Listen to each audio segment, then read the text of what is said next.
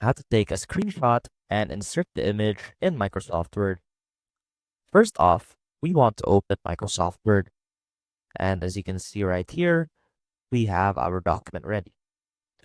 Now, if you're using Windows, you can easily take a screenshot using the following format or shortcut by clicking on the Windows Control key, clicking Shift and S all at the same time. And what it would look like is this. And that will allow you to select your screenshot, which will automatically be copied into your clipboard. Now, to paste that into your document, simply paste it, right click and paste. And as you can see, we now have our screenshotted image inserted into our document.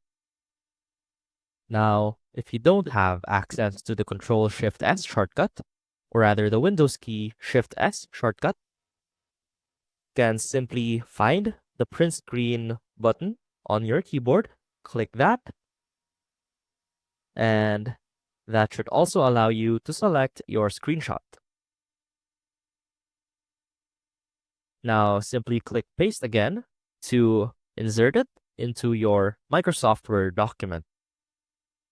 And that is basically how you can screenshot and insert an image into your Word document. I hope this helped, and I will see you soon.